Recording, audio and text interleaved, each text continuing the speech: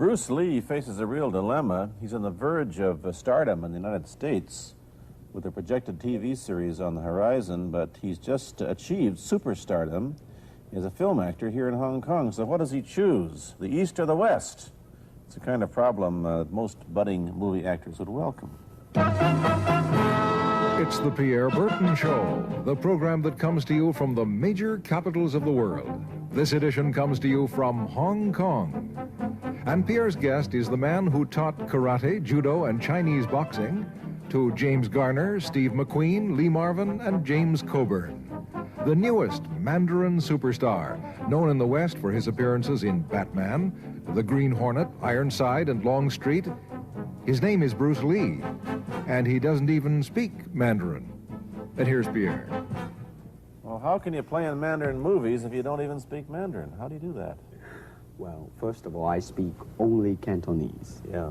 So, I mean, there is quite a difference as far as pronunciation and things like that go. So somebody else's voice is used, right? Definitely, definitely. You just make the words. Doesn't that sound strange when you go to the movies, especially in Hong Kong, in your own town, and you see yourself with somebody else's voice? Well, not really, you see, because most of the Mandarin pictures done here are dubbed anyway. They're dubbed anyway? Anyway. I mean, disregard. I mean, they shoot without sound. So it doesn't, make any difference. Your lips never quite make the right words, do they? Well, that's where the difficulty lies, you see. I mean, in order to, because the Cantonese have a different way of saying things, different from the Mandarin. Yeah. So I have to find, like, something similar to that and keep a kind of a feeling going behind that. Something that matching the Mandarin deal. Like the old silent days. Complicated? Like the old silent days. But I gather in the movies made here, the dialogue is pretty stilted anyway. Yeah, I agree with you. I mean, see, to me, a motion picture is motion. Yeah. I mean, you got to keep the dialogue down to the minimum. Did you look at many Mandarin movies before you started playing in the first one? Yes. What did you think of them when you saw them?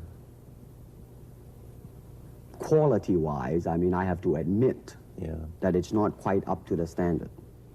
However, it is growing, and it is getting higher and higher and going toward that standard, that what I would term quality.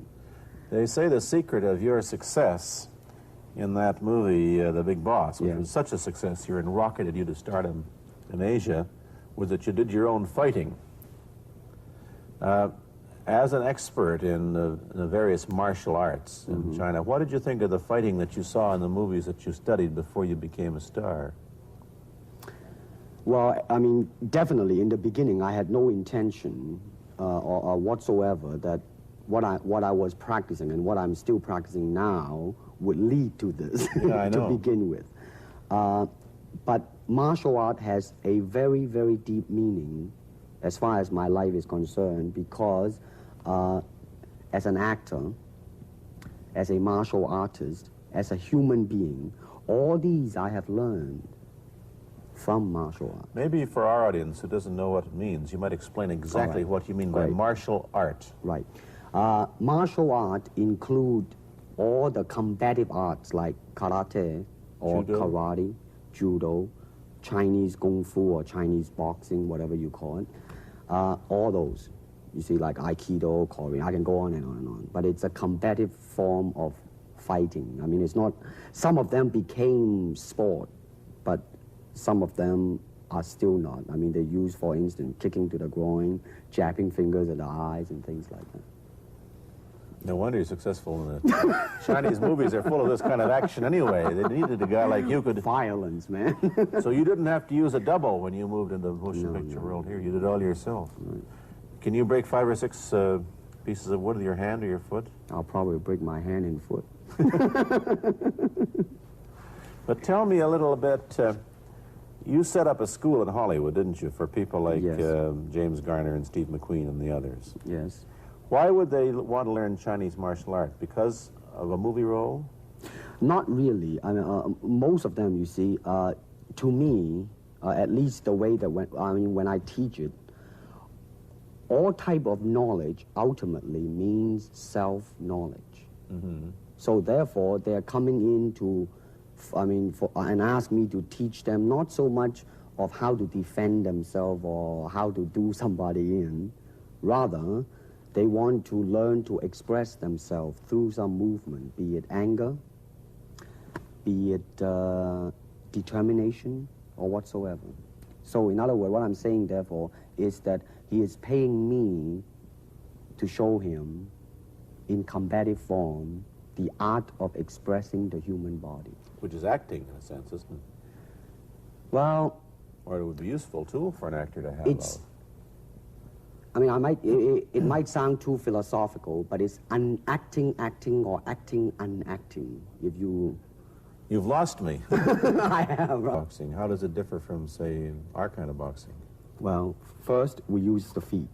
That's And a then start. we use the elbow. And You use the thumb, too? you name it, man. We You use it all. You have to, you see, because, I mean, that is the expression of the human body. I mean, everything. I mean, you know, not just the hand. And when you're talking about combat, well, I mean, if it is a sport, now you're talking about something else. You have regulations, you have rules. But when you're talking about fighting as it is, rules. with no rules. Not real fighting. Well, then, baby, you better train every part of your body. And when you do punch, now I'm leaning forward a little bit, hoping not to hurt any camera angle. I mean, you gotta put the whole hip into it and snap it and get all your energy in there and make this into a weapon. I don't want to tangle you in any dark that right now. You anyway. came at me pretty fast there. What is the difference between Chinese boxing and what we see these young men doing at 8 o'clock every morning on the rooftops in the parks called shadow boxing, which they're always... Well, actually, you see, that is part of Chinese boxing. It is. There are so many schools. Different Everybody here schools. seems to be, you know, going like this all the time. Well, that's good. I'm they're all in I'm good very shape. glad. I'm very glad to see that, because at least somebody is caring for their own body, right? Yeah. I mean, that's a good sign. Well, it's a kind of a slow form of exercise, which is called Tai Chi Chuan. I'm speaking Mandarin just now. Yeah. Cantonese, Tai Chi Kun, okay? I see. And it's more of an exercise for the elderly, not so much for the Give young. me a demonstration. Show me. Can you do a little bit of it? Just so I mean, that, hand-wise, it's very slow. oh, is it? And you push it out, but all the time you are keeping the continuity going. Bending, stretching, everything. You know, suppose, you know, I mean, you just keep it moving. It's like a ballet dancer there. Yeah, it is. I mean, to them, you see, the idea is running water never grows stale. So you got to just keep on flowing. Of all your students, famous, James Garner, Steve McQueen, Lee Marvin, James Coburn, Roman Polanski, which was the best, who adapted best to this Oriental form of exercise and defense? Well, depending, okay? Now, as a fighter, Steve McQueen, now, he is good in that department because that son of a gun got the toughness in him. Yeah. I You mean, see it on the screen. I mean, he would say, all right, baby, here I am, man. You know, and he'll do it. Yeah. Now, James Coburn is a peace-loving man, I met him. right? I mean, Yeah. you've met him. I mean, he's really, really nice. I mean, Yeah. super mellow and all that. I He mean, you is. know, I mean, now, he appreciates the philosophical part of it. Therefore, his understanding of it is deeper than Steve. So it's really hard to say. You see what I'm saying now? I see. I mean, each it's one's different. I mean, it's different. So that's, I mean, depending on what you see in it. Interesting that we don't, in our world, and haven't since the days of the Greeks who did, combine philosophy and art with sport.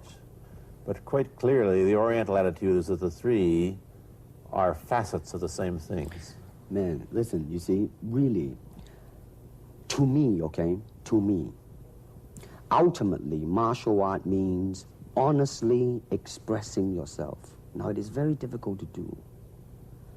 I mean, it is easy for me to put on a show and be cocky and be flooded with a cocky feeling and then feel like pretty cool and all that.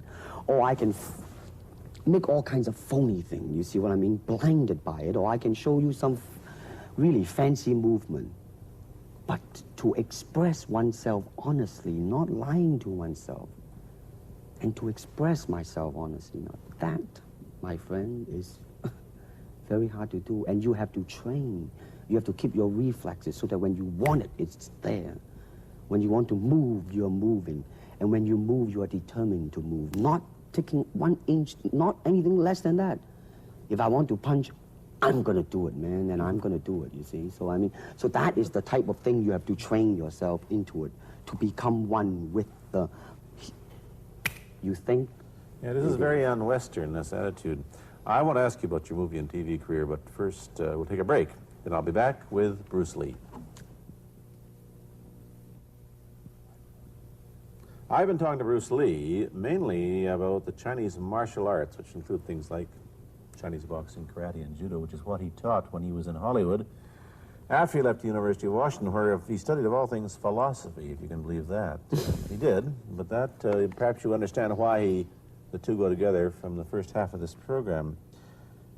And you can perhaps understand how he got into films. He knew a lot of actors, but I'm told the big break when you played in Longstreet. I must tell the audience that Bruce Lee had a bit part or a supporting role in the Longstreet series, and this had an enormous effect on the audience. What was it? Well, you see, the title of that particular episode of Longstreet is called The Way of the Intercepting Fist. Now, I think the successful ingredient in it was because I was being Bruce Lee. Yourself. Myself, right.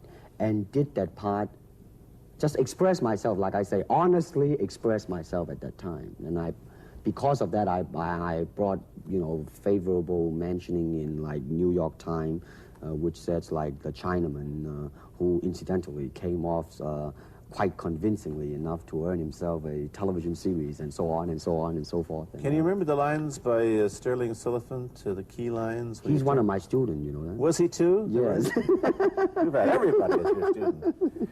But you read, there were some lines that expressed your philosophy. I don't know if you remember them or not. Oh, I remember that. I Let's said, hear. this is what it is, okay? You're talking to Longstreet, played by James Francesca. I said, empty your mind. Be formless, shapeless, like water. Now, you put water into a cup, it becomes the cup. You put water into a bottle, it becomes the bottle. You put it in a teapot, it becomes the teapot. Now, water can flow, or it can crash. Be water, my friend. Like that, you see? Oh, I see. I get the idea. I get the power behind it. So, now, two things have happened. First, there's a pretty good chance that you'll get a TV series in the States called The Warriors, in which you use, what, the martial arts in a Western setting? That was the original idea. Now, Paramount, you know, I did Longstreet for Paramount, and Paramount wants me to be in a television series. On the other hand, Warner Brother wants me to be in another one, but both of them, I think, they want me to be in a modernized type of a thing. And they think that Western idea is out. Whereas you want to do the Western, eh? I want, because you see, I mean, how else can you justify all these punching and kicking and violence except in that period of the West? I mean, in nowadays, I mean, you don't go around on the street kicking people or punching people. Because if you do, that's it. I mean, I don't care how good you are, you know. But this is true also of the Chinese dramas, which are mainly costume dramas. They're all full of blood and gore over here. Oh, you mean here? Yeah. Well, unfortunately, you see, I hope that the picture I am in would either explain why the violence was done, whether right or wrong or whatnot. But unfortunately, pictures, most of them here, are done mainly just for the sake of violence. You know what I mean? Like, you know, fighting for 30 minutes, get stabbed 50 times. And well, I'm fascinated. Let me give you your microphone back. I'm fascinated that you came back. I am a martial artist. You came back to Hong Kong on the verge of success in Hollywood and full of it. And suddenly, on the strength of one picture, you become a superstar. Everybody knows you. You have to change your phone number. You get mobbed in the streets. Now, what are you going to do? Are you going to be able to live in both worlds? Are you going to be a superstar here, or one in the States, or both? Well, let me say this. First of all, the word superstar really turned me off, and I'll tell you why. Because the word star, man, is an illusion. It's something what the public calls you. You should look upon oneself as an actor, man. I mean, you would be very pleased if somebody say, hey, man, you are a super actor. It is much better than, superstar. Yeah, Therefore, you've got think, to admit that you are a superstar. You're not going to, if you're going to give me the truth. I'm honestly saying this, okay? Yes, I have been very successful, yeah. Okay? But I think the word star I do not look upon myself as a star. I really don't. I mean, believe me, man, when I say it. I mean, I'm not saying it because well, what are you going to do? Let's get back to the question. Okay. Are you going to stay in Hong Kong and be famous? Or are you going to go to the United States and be famous? Or are you going to try and eat your cake and have it too? I am going to do both because, you see, I have already made up my mind that in the United States, I think something about the Oriental, the true Oriental should be shown. Hollywood sure as heck hasn't. You better believe it, man. I mean, it's always that pigtail and bouncing around, chop, with the eyes slant and all that. And I think that's very, very out of Is it date, true that man. you were, the first job you had was being cast as Charlie Chan's number one boy? Yeah, number one son, yeah. No, They never made the movie. No. They were going to make it into like a new Chinese James Bond type of a thing. I Now that, the old man Chan is dead, Charlie is dead, and his son is carrying on. But they didn't do that. No. Batman came along, you see, because and then everything was started to be going into that, that kind of which you were in. But by the way, I did a really terrible job in that, I have to say. Really? You didn't like yourself? I didn't see it. Let me ask you, however, about the problems that you face as a Chinese hero in an American series. Have people come up in the industry and said, well, we don't know how the audience are going to take a non-American? Well, such question has been raised. In fact, it is being discussed, and that is why The Warrior is not going to be on. I see. You see, because unfortunately, such thing does exist in this world, you see, like, I don't know, certain part of the country, right? Where, like, they think that business-wise, it's a risk. And I don't blame them, I mean, in the same way, it's like in Hong Kong, if a foreigner come and became a star, if I were the man with the money, I probably would have my own worry of whether or not the acceptance would be there. But that's all right, because if you honestly express yourself, it doesn't matter, see? Because are you, how about the other side of the coin? Is it possible that you are, I mean, you're fairly hip and fairly Americanized. Are you too Western for Oriental audiences, do you think? Oh, man, like, how? I have been criticized for that. You have, eh? Oh, yes, definitely. So. Well, let me say this. When I do the Chinese film, I'll try my best not to be as American as I, have been adjusted to for the last 12 years in the States. But when I go back to the States, it seems to be the other way around. You know what I mean? You're too exotic, eh? Yeah, man. I mean, they're trying to get me to do too many things that are really for the sake of being exotic. You understand what I'm trying to say? Oh, sure. So it's really, I mean, it's when you live in both worlds, it brings its problems as well as its advantages, and you've got both. Time to go to a commercial. I'll be back in a moment with Bruce Lee. Let me ask you whether the change in attitude on the part of the Nixon administration towards China has helped your chances of starring in an American TV series. Well, first of all, this happened before that. Yeah. But I do think that things of Chinese will be quite interesting for the next few years. I mean, not that I'm politically, inclining toward anything. No, I understand that. I'm just wondering. But I mean, once the opening of China, that it will bring more understanding. Yeah. More things that are, like different, and maybe in the contrast of comparison, some new thing might grow. So therefore, I mean, it's a very rich period to be in. I mean, like if I were born, let's say, 40 years ago, Yeah. if I have a thought in my mind, I said, boy, I'm gonna star in a movie or star in a television series in America. Well, that might be a vague dream, but I think right now, maybe, man. You still think of yourself Chinese, or do you ever think of yourself as North American? You know what I want to think of myself? As a human being. Because, I mean, I don't want to sound like, you know, as Confucius say, but under the sky, under the heaven, man, there is but one family. It just so happened, man, that people are different. Okay, we got to go. Thank you, Bruce Lee, for coming here. Thank you for Pierre. watching. Thank you. You've been watching Bruce Lee on The Pierre Burton Show, a half-hour program of conversation, opinion, and debate. This is Bernard Cowan speaking.